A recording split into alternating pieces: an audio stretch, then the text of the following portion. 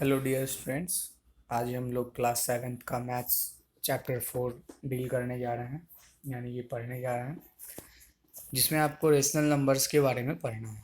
तो जैसा कि हम लोगों ने क्लास 6 में बहुत सारे नंबर सिस्टम के बारे में पढ़ा, जैसा कि natural number, whole number, integer and fraction के बारे में हम लोगों ने क्लास 6 में पढ़ चुका है। अब दरअसल रेशनल नंबर का ज़रूरत हमें क्यों पड़ा? तो जैसा कि हम प्रॉपर्टीज़ के हिसाब से अगर बात करें तो ये जो प्रॉपर्टी इंटीजर का हम लोगों ने पढ़ा था कि जब किसी भी इंटीजर को, दो इंटीजर को आपस में ऐड किया जाता है तो आंसर जो होता है वो हमेशा इंटीजर ही होता है। जब किसी भी दो इंटीजर को मल्टीप्लाई किया जाता है तो आंसर क्या होता है? ऑलवेज बी एन इंटीजर ही होता है। और जब किसी भी इंटीजर को, आपस में दो इंटीजर को सब्ट्रैक्ट किया जाता है तो आंसर भी क्या होता है? एक इंटीजर होता है। तो ये सारा क्लोजर प्रॉपर्टी हम लोगों ने पढ़ चुका है। लेकिन जब किसी भी दो इंटीजर को डिवाइड किया जाता है, ठीक ना, here a is integer and b also an integer, is an integer, and when these two integers are get divided, then what we get? हम लोग क्या पाते हैं? तो हम लोग पाते हैं a बाई बी। तो क्या यह इंटीजर है? a बाई बी इंटीजर है? एडिशन प्रॉपर्टी में, यानी क्लोजर प्रॉपर्टी, जब एडिशन में क्या होता है? a plus B is equal to C, that is also an integer, ठीक ना। a minus b is equal to c, that is also an integer, and a into b is equal to c, that is also an integer. So a divided by b is equal to a by b, that is not an integer. So here we have to introduce another system of numbers, and that system of number is known as rational number, ठीक है। तो हम लोगों को यहाँ पर integer नहीं आया, हम लोगों को एक फ्रैक्शन टाइप में आ गया, ए बाई बी टाइप आ गया। तो इसी टाइप के नंबर्स को डील करने के लिए हम लोगों को एक अलग सिस्टम जानना पड़ा, एक अलग सिस्टम हम लोग को पढ़ना पड़ा, जिसे हम लोग रेशनल नंबर कहते हैं, ठीक है। तो need for the rational number भी मैंने बतला दिया, ठीक है। अब जैसे कि एक एग्जांपल देखिए, कंसीडर एन इक्वेशन, एक समीकरण मानिए जिसमें कि 3x minus 12 is equal to कितना है? 0। अब if you have studied the equation, linear equation in class 6, then you can simply understand this, okay? अगर आप लोगों ने क्लास 6 में अच्छे से लीनियर इक्वेशन के बारे में पढ़ा होगा तो आप लोग आसानी से इस चीज़ को समझ सकते हैं। So it is a problem of a linear equation where the root of X, it means the solution for X is equal to 4, okay? X is equal to 4. So x is equal to 4, that it means that 4 is an integer, okay? But if we take, instead of this, if we take the equation 4x plus 5, so what will we get? So the root for equation is equal to minus 5 by 4. So here in this case, in this particular case, the root for equation is equal to 4, and in this particular case the root for equation is equal to minus 5 by 4. So in both of these questions, or we can say that in both of these equation, this gate difference Here we are getting our answer, or we can simply say that our root for equation is an integer, and here minus 5 by 4, that is the root for equation, is not an integer. So यहाँ पर दोनों अलग अलग जो इनका solution है, ठीक ना, इस इक्वेशन का सॉल्यूशन है, उनके जगह पर हम लोगों को अलग अलग टाइप का नंबर आ रहा है। एक तो इंटीजर आ रहा है, दूसरा क्या आ रहा है, फ्रैक्शन आ रहा है, ठीक ना। फ्रैक्शन नहीं कहेंगे, एक तरह से दूसरा है जिसे हम पढ़ेंगे, जिसे रेशनल नंबर कहेंगे। यह एक रेशनल नंबर कैसे है वो बाद में बताएंगे। तो इसीलिए हम लोग, ये क्या है, रूट अलग निकला जो कि इंटीजर नहीं है, ना तो नेचुरल नंबर है, ना ही फ्रैक्शन है, तो है क्या, तो यही जो अलग टाइप का नंबर है, इसी को पढ़ने के लिए, इसी को जानने के लिए, ठीक ना, हम लोग क्या पढ़ते हैं, हम लोग रेशनल नंबर पढ़ना पड़ता है या पढ़ेंगे, ठीक है। तो नीड भी समझिए, नीड क्यों पढ़ा, तो नीड भी मैंने आपको बतला दिया। रेशनल नंबर सिंपली कहते किसे हैं, तो ज़्यादा कुछ ऐसे तो बेसिक आपको बतला ही दिया है मैंने, तो बिना किसी देरी के अब शुरू करते हैं कि रेशनल नंबर कहते किसे हैं। इस चीज़ को जानने के लिए एकदम सिंपल सा फॉर्मूला नहीं कहूँगा, डेफिनेशन। तो you can simply remember a definition and you will understand that what is a rational number. Any number in the form of p by q. So listen carefully and then remember it. Any number in the form of p by q. कोई भी number p by q के form में होना चाहिए, ठीक है। Where p is an integer and q is an integer. p क्या हो, इंटीजर हो, q भी क्या हो, इंटीजर हो। अब इंटीजर है तो इंटीजर में पॉजिटिव भी हो सकता है and as well as it will be negative, ठीक ना, यानी कि वह पॉजिटिव भी हो सकता है या निगेटिव भी हो जाएगा, कोई ठीक नहीं है, ठीक ना।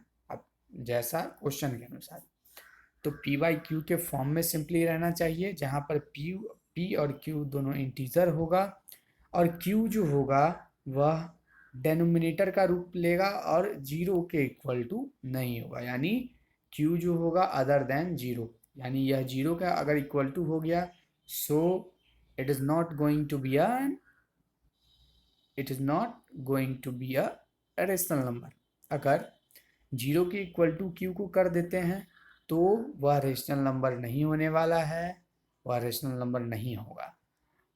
अगर क्यू है जीरो के अलावे कुछ भी, it should be a non zero number, zero के अलावे कुछ भी होना चाहिए, तभी जाकर यह क्या होगा, रेशनल नंबर होगा, ठीक है। सो हम लोगों ने फाइनल क्या जाना कि यहाँ देखिए, a rational number is a number in the form of p by q where p and q are integer and q is not equal to 0। एकदम सिंपल सा है, ठीक ना। तो अब आप क्या कहेंगे, तो देखिए यहाँ पर कुछ इम्पोर्टेंट रिजल्ट दिया गया है जो कि आप लोगों को याद करना एकदम ज़रूरी है, मस्ट नेसेसरली आप इसे याद करिएगा। पहला क्या दे रहा है, पहला कुछ इम्पोर्टेंट रिजल्ट के रूप में यह दे रहा है, every natural number is a rational number but every rational number need not to be a natural number। यानी कि सभी नेचुरल नंबर रेशनल नंबर हैं, ठीक ना। आप किसी भी नेचुरल नंबर को ले लीजिए, 2 ले लीजिए, 1 ले लीजिए, 3 ले लीजिए एंड एक्सेट्रा एक्सेट्रा, 56 ले लीजिए, 76 ले लीजिए, 67 ले लीजिए, all these numbers are natural numbers। How these numbers are natural numbers? Simply if I wrote 76, then for a rational number to be a rational number, what is important? First, the number should be in the form of p by q. So here 76 is equal to p, and by 1, here 1 is hide. यहाँ पर 1 जो है hidden है, ठीक ना, यहाँ 1 जो है हिडन है, ये हर नंबर के डिनोमिनेटर के रूप में हिडन रहता है, यानी कि छिपा हुआ रहता है। तो इस कंडीशन में 76/1 क्या है, तो यहाँ पर है यह एक रेशनल नंबर है, जहाँ पर ये हो गया p और q क्या हो गया 1। तो p बाई क्यू के फॉर्म में है, और q जो है वह जीरो के अलावे है, यानी अदर देन जीरो है। दैट मीन्स यह एकदम सही है, यह एक रेशनल नंबर है। तो सभी नेचुरल नंबर पर यह रूल लागू हो जाता है, ठीक है। लेकिन ऐसा जरूरी नहीं कि सारे रेशनल नंबर नेचुरल नंबर हो, ठीक है ना। अब मैं कह दूं 3/4, weather is it a rational number or not a rational number? So our answer will be sorry, यह नेचुरल नंबर है या नहीं, whether it is a natural number or not not a natural number. तो our answer will be this is not a natural number.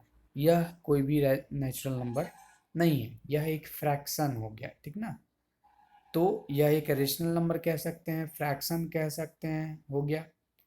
जहाँ पर 3/4 एक fraction कह लो या फिर रेशनल नंबर कह ले, ठीक है। तो यहाँ पर हर एक जो रेशनल नंबर है वो नेचुरल नंबर हो जाए, ऐसा कोई ज़रूरी नहीं। सेकेंड रूल देखते हैं। Zero is rational number because we can divide zero by non zero number and the result again zero. क्या कह रहा है कि ज़ीरो जो है वह एक, अब यहाँ भी क्या है, तो जीरो के नीचे भी 1 छिपा हुआ है, ठीक है, जीरो के नीचे भी 1 छिपा हुआ है। सो जीरो एक नेचुरल, जीरो जो है वह एक रेशनल नंबर है, क्योंकि जीरो को हम डिवाइड कर सकते हैं किसी भी नंबर से। कैसे कर सकते हैं, चलिए देखते हैं। 0/3 अगर मैंने कहा तो could we divide 0/3? Our answer will yes. हमारा जो आंसर होगा यस होगा, हाँ हम लोग कर सकते हैं। तो चलिए देखते हैं कैसे करते हैं। तो 3 को 3 से 0 में डिवाइड करना है। तो 3 में थ्री के टेबल में क्या कितना टाइम्स में जीरो है, तो 0 टाइम्स में जीरो आएगा। 3 into zero equal to zero, ठीक ना। तो ये 0 टाइम्स में क्या हुआ, ख़त्म हो गया, कैंसिल हो गया। इसलिए ज़ीरो को यहाँ पर नेचुरल नंबर रेशनल नंबर के रूप में रखा गया है। अगला चलिए जानते हैं important result. Every integer is a rational number. सभी इंटीजर क्या हैं, तो रेशनल नंबर है। But every rational number may not be N integer, यानी सभी इंटीजर रेशनल नंबर है बट सभी रेशनल नंबर इंटीजर नहीं हो सकते हैं। तो चलिए देखते हैं। Let us see how every number can't be a rational number. Every number can't be sorry N integer, ठीक ना। सभी रेशनल नंबर इंटीजर क्यों नहीं हो सकते हैं, यहाँ चलिए हम जानते हैं। जैसे कि ज़ीरो हमको ऑलरेडी हमें पता है कि एक रेशनल नंबर है। उसके बाद 1 भी क्या है, रेशनल नंबर। 2 भी क्या है, रेशनल नंबर। 3 भी क्या है, rational number. Because we had already an idea that 1 is hidden as denominator of all the natural number, or we can say that positive here, positive integer. So 1 is hidden here as their denominator, and -1/1, -2/1, these all integers are rational number because 1 is hidden as their denominator. It means that denominator is here, the denominator is not is equal to 0, and it is other than 0, or we can simply say that here the denominator is a non-zero number, so that's why. and हम लोगों को पता है कि rational number जो होता है, ठीक ना, रेशनल नंबर जो होता है वह कुछ भी हो सकता है, किसी भी साइन के साथ, प्लस के साथ या माइनस के साथ हो सकता है। लेकिन क्या -3/4 इंटीजर हो सकता है? नहीं। सारे के सारे रेशनल नंबर क्या है, सॉरी, सारे के सारे इंटीजर जो हैं वो रेशनल नंबर है, बट सारे के सारे ये जो इंटीजर हैं वह रेशनल नंबर हैं, लेकिन सारी रेशनल नंबर इंटीजर नहीं हो सकते हैं, क्योंकि -3/4 क्या है, एक रेशनल नंबर है, ना कि इंटीजर है। क्यों नहीं है? क्योंकि इंटीजर जो होता है कभी भी ये फ्रैक्शनल, कॉमन फ्रैक्शनल टाइप में नहीं रहता है, फ्रैक्शन टाइप में नहीं रहता है, यानी बाई के फॉर्म में नहीं रहता है, वह होल नंबर के रूप में, क्योंकि हम लोगों ने पढ़ चुका है what is an integer, the number in the form of whole number with with uh, with attached with two signs, that is known as positive or negative sign, so that type of number is known as integers, ठीक ना। उन type के number को वह whole number रहते हैं और उनके साथ प्लस का या माइनस का साइन होता है, ठीक है, तो उनको हम लोग क्या कहते हैं, इंटीजर कहते हैं। लेकिन अगर बात किया जाए यहाँ रेशनल नंबर, ये इंटीजर का, रेशनल नंबर का, तो रेशनल नंबर में यहाँ पर डिवाइड में भी हो सकता है, नॉर्मली 1 छिपा हुआ भी हो सकता है डिनोमिनेटर के रूप में। सो यहाँ पर आपको ये चीज़ ध्यान से गौर से देखना है।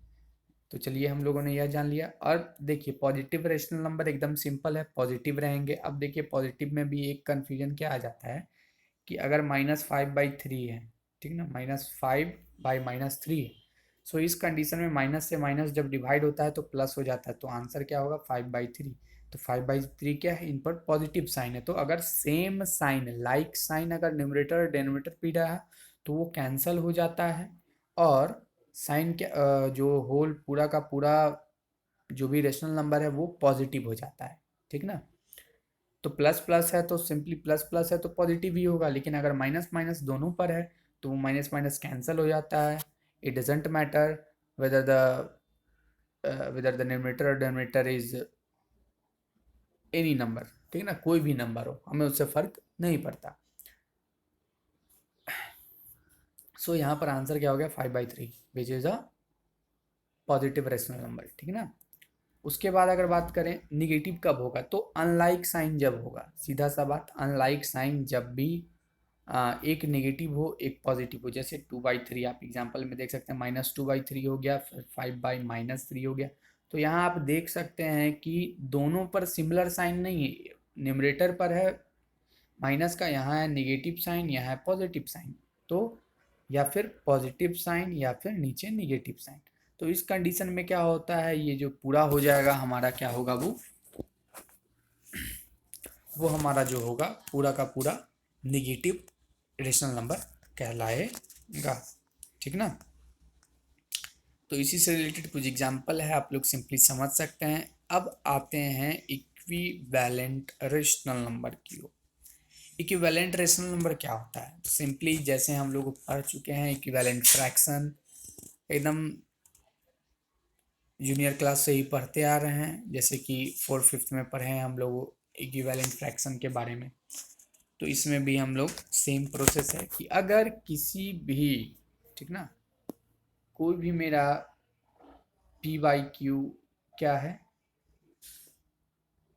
रेशनल नंबर है, अब इसको किसी भी सेम नॉन जीरो नंबर से मल्टीप्लाई किया जाए, p/q को सेम नॉन जीरो नंबर से न्यूमरेटर में और डिनोमिनेटर में जब मल्टीप्लाई किया जाए तो आंसर जो होगा मेरा r/s जो आएगा वह p/q के इक्विवेलेंट होगा, यानी p/q के बराबर होगा, ठीक ना। लेकिन दोनों को, न्यूमरेटर को और डिनोमिनेटर को सेम नॉन जीरो नंबर से मल्टीप्लाई करना यहाँ जरूरी है, एंड यह जो होगा m वह माइनस में भी हो सकता है, यानी वह निगेटिव इंटीजर के साथ भी मल्टीप्लाई हो सकता है, एंड वह पॉजिटिव भी हो सकता है।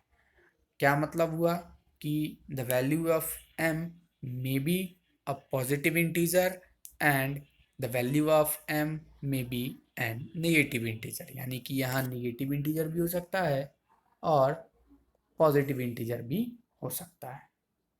It could be possible for m to be a positive integer और to be a negative integer. ठीक है, अब आगे हम लोग बढ़ते हैं। जैसे कि अगर हाँ, फिर एक ये कंडीशन आता है मल्टीप्लाई करे तो, लेकिन अगर पी वाई क्यू है, ठीक ना, तो अगर पी वाई क्यू को सेम नंबर से डिवाइड भी कर दिया जाता है तो हमारा जो आंसर आता है, ठीक ना, हमारा जो आंसर आएगा वो भी क्या होगा, पी वाई क्यू के बराबर ही होगा। सो यहाँ पर ये बात आपको याद रखना है, दोनों क्या है, मल्टीप्लिकेशन करिए सेम नॉन जीरो नंबर से न्यूमरेटर डिनोमिनेटर में, तो आंसर जो होगा वह भी क्या होगा, मेरा इक्विवेलेंट होगा जो मेरा रेशनल नंबर है दिया गया उसके। अगर डिवाइड भी करते हैं सेम प्रोसेस में तो क्या होगा, लेकिन ये तो भी मेरा क्या होगा, जो आंसर होगा वो भी पी वाई क्यू, यानी कि जो होगा पहले दिया गया है उसी के वो बराबर हो जाएगा। लेकिन यहाँ एक बात याद रखना है, m को जीरो के बराबर नहीं करना है। ठीक है, अब इसी से रिलेटेड कुछ एग्जाम्पल है जिसमें कि बच्चे बहुत कंफ्यूज होते हैं। जैसे एक्सप्रेस -5/6 एज रेशनल नंबर, यानी -5/6 को रेशनल नंबर के रूप में हमें क्या करना है, शो करना है, जहां पर न्यूमरेटर -15 होना चाहिए, विथ न्यूमरेटर -15। अब यहाँ पर दिमाग लगाना है, हमें क्या शो करना है, तो -5/6 को शो करना है किस रूप में, तो न्यूमरेटर -15 के रूप में। अब दिमाग ये लगाना है कि -5 में किस चीज़ से मल्टीप्लाई करेंगे कि आंसर न्यूमरेटर जो होगा -15 के रूप में होगा। अब यहाँ डेनोमिनेटर पर कुछ भी नहीं गौर करना है आपको, सीधा न्यूमरेटर बतलाया गया है तो न्यूमरेटर पर ध्यान देना है। और -5 में सिंपली हम 3 से मल्टीप्लाई करेंगे तो क्या होगा, -15 के रूप में न्यूमरेटर आ जाएगा। लेकिन ऊपर जब 3 से कर रहे हैं तो इसे हमें इक्विवेलेंट करना है। इक्विवेलेंट इसलिए क्योंकि हम लोगों का वैल्यू चेंज नहीं होना चाहिए, वैल्यू जो होगा -5/6 ही रहेगा। जैसे कि यहाँ क्या हो जाएगा, ऊपर नीचे, इसलिए हम लोगों को बैलेंस करने के लिए क्या होता है, सेम नॉन जीरो नंबर से ऊपर नीचे मल्टीप्लाई करना एकदम अति आवश्यक रहता है। ठीक ना, it is must necessary to multiply with a non zero number by with numerator and also as well as denominator. So keep it in mind, 6 3s are 18 and -5 into 3 is equal to -15. So here what we get, the answer we get is uh, we got is equal to, that is numerator is equal to -15, as we have to see, we have to express the numerator as -15, so answer is here, and जो denominator होगा वो हमारा 18 के रूप में हो जाएगा। सो इस चीज़ को आपको ध्यान में रखना है। तो इस तरह से एग्जाम्पल आप देख लीजिएगा, एग्जाम्पल में खुद समझ जाइएगा। जैसे कि जो रिक्वायर्ड नंबर है वो मेरा -15/18 आ गया। अब यहाँ पर आपको सेकेंड एग्जाम्पल दिया गया है, right 2/5 in an equivalent form so that the numerator is equal to -56।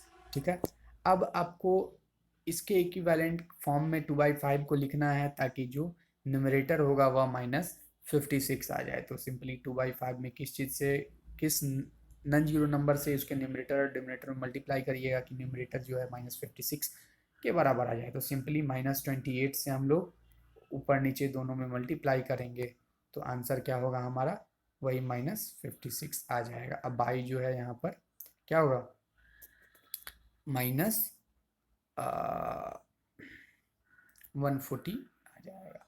ठीक ना, so our final answer will be -56/-140। ठीक ना, अब lowest form of rational number, ये भी एकदम सिंपल है, ये भी एकदम सिंपल है। जैसे कि लोएस्ट फॉर्म कहने का मतलब वह फॉर्म किसी भी रेशनल नंबर का जहाँ पर न्यूमरेटर और डिनोमिनेटर का जो कॉमन फैक्टर हो वह 1 हो।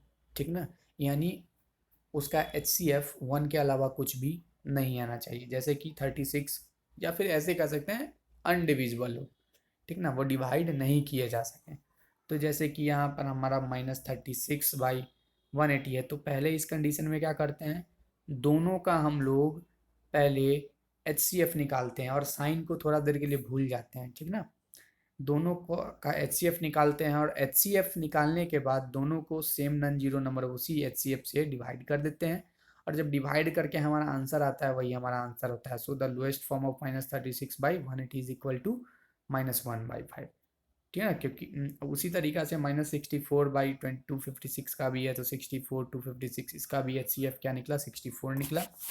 अब -64 को जब 64 से डिवाइड कर दिया जाता है, फिर 256 को जब 64 से डिवाइड कर दिया जाता है, तो हमारा आंसर जो होता है -1/4 आ जाता है, ठीक ना। तो यही क्या हो गया, इन दोनों का लोएस्ट टर्म हो गया, लोएस्ट फॉर्म कह सकते हैं, ठीक ना।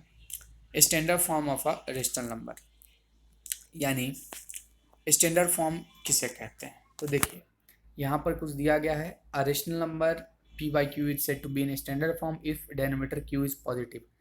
कोई भी रेशनल नंबर को स्टैंडर्ड फॉर्म में तब कहा जाएगा, पहला शर्त क्या है, जब डिनोमिनेटर q जो होगा, यानी जब डिनोमिनेटर जो होगा वह पॉजिटिव होगा, ठीक है ना। और दूसरा शर्त क्या है, the numerator and denominator have no common factor other than 1, यानी कि वह लोएस्ट फॉर्म में होना चाहिए, न्यूमरेटर और डिनोमिनेटर का कॉमन फैक्टर 1 के अलावा कोई नहीं होना चाहिए, ठीक ना, यानी उनका HCF 1 होना चाहिए। तो देखिए क्या होता है, अगर कोई भी right the rational number with a positive denominator, यहाँ पर आप देख सकते हैं पहला एग्जांपल, यहाँ क्या है, अब हम लोग पर यहाँ पर हम लोग जान चुके हैं कि यह तो स्टैंडर्ड फॉर्म में नहीं है, क्योंकि यहाँ डिनोमिनेटर जो है वह क्या होता है, यहाँ देखिए it's denominator q is positive, q जो होगा वो पॉजिटिव होगा, तो यहाँ q निगेटिव है, इसलिए स्टैंडर्ड फॉर्म में नहीं है, बट इसे हमको स्टैंडर्ड फॉर्म में लाना है, तो क्या होगा, 5/7 है।